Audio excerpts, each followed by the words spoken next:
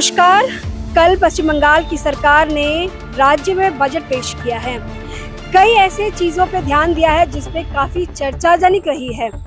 Opposition जो है उसे प्रॉपर रोड मैप नहीं मान रहे हैं। नमस्कार, मैं प्रीति सिंह, वीडियो जर्नलिस्ट बैग के साथ आप सबका लाइव भारत न्यूज़ में स्वागत है।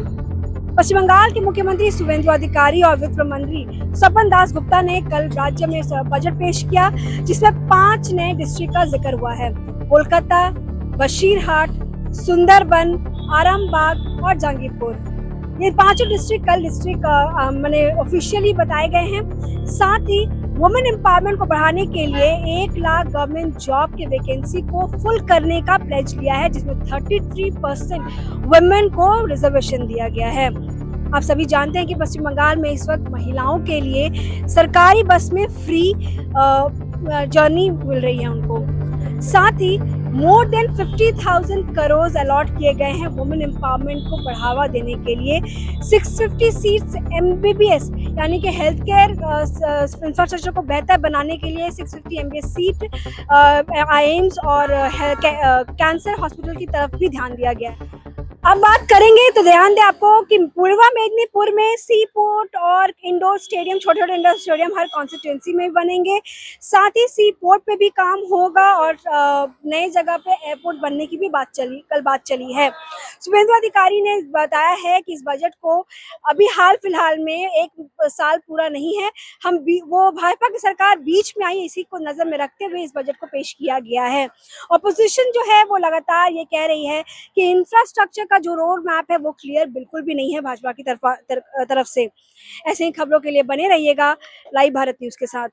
4,38,000 এবং তারও কিছুটা বেশি কোটি টাকার বাজেট পেশ করা হয়েছে, যে বাজেট কার্যত আমাদের আয় ব্যয়ের মধ্যে এবং প্রয়োজনীয় সোর্স, ফান্ড সোর্স এবং কোথায় থেকে আমরা পেতে পারি এবং বিগত কয়েকটি বছরের জমা খরচের হিসাবকে সামনে রেখেই পেশ করা হয়েছে। এক্ষেত্রে এক কথায় যদি বলা যায়,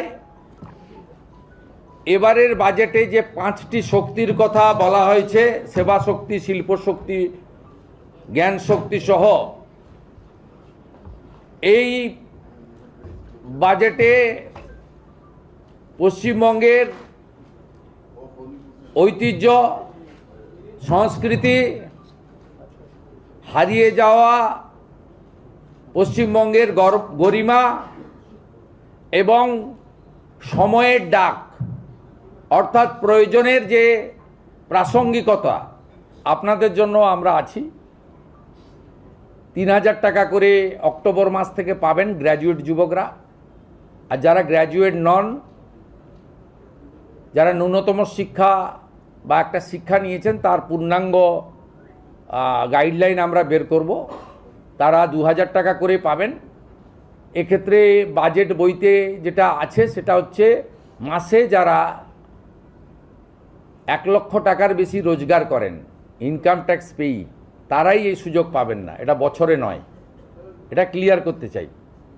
অর্থাৎ যাদের পরিবার মাসে 1 লক্ষ টাকা করে রোজগার করেন, তারা তো ইনকাম ট্যাক্স ছাড় আছে আপ টু 1 লাখ। 1 লাখের উপরে ইনকাম ট্যাক্স দিতে হয়। আপনারাও আমাদের সঙ্গে একমত হবেন, 1 লক্ষ টাকা যে পরিবারের রোজগার আছে তার নিশ্চয়ই এই ভরসা স্কিম নেওয়ার দরকার হবে না। সেটাই বলা হয়েছে। এটা কিন্তু বাৎসরিক 5,000 টাকা বাড়তি বরাদ্দ পাবেন প্রতি মাসে। আপনারা 4,000 টাকা চাইতে গেছিলেন, প্রাক্তন মুখ্যমন্ত্রীকে লাঠি মেরেছিল। বর্তমান মুখ্যমন্ত্রীকে আপনাদের চাইতে হয়নি, আপনি না চাইতেও পেয়েছেন। আপনারা অনেক কাজ করেন, হেলথ সেক্টরটাকে আপনারাই বাঁচিয়ে রেখেছেন। ICDS-এর দিদিরা, হেল্পাররা, তারা নিজেদের সেন্টার চালানোর বাইরে গিয়ে সরকারকে অনেক সাহায্য করেন। আপনাদের জন্য আমরা করেছি। আরও অন্যান্য সেক্টর, প্যারা টিচার বন্ধুদেরও আশ্বস্ত করতে চাই, 5,000 টাকা বৃদ্ধি ঘটেছে। আমরা অন্য রাজ্য থেকে আমাদের শিক্ষা দপ্তর কালেকশন করবে, অর্থ দপ্তরের সঙ্গে আলোচনা করবে, সর্বোপরি আমরা সিদ্ধান্ত নেব। অন্য রাজ্যগুলো বিজেপি শাসিত রাজ্যের সমান ধীরে ধীরে আমরা করব। আপাতত 5,000 টাকা আপনাদের বৃদ্ধি করে আসবে না।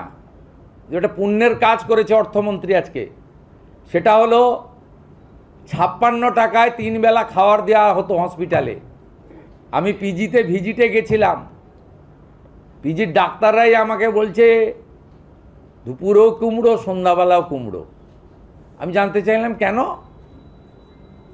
গর্ব করে বলতেন আগের মুখ্যমন্ত্রী, এটা দেখি সোনার হসপিটাল। বললো কী করবে ঠিকাদাররা, সাপ্লাইয়াররা? 56 টাকা, 56 টাকা 44 পয়সা মনে হয়। তা এই টাকায় কি হবে? আমি বললাম কত টাকা দিলে হবে? না 104 টাকায় মোটামুটি 3 বেলা হবে। আমি স্বপনদাকে অনুরোধ করলাম যে 104 নয়, 110 করে দিন, একটু রুগীরা ভালো খাওয়ার পাক।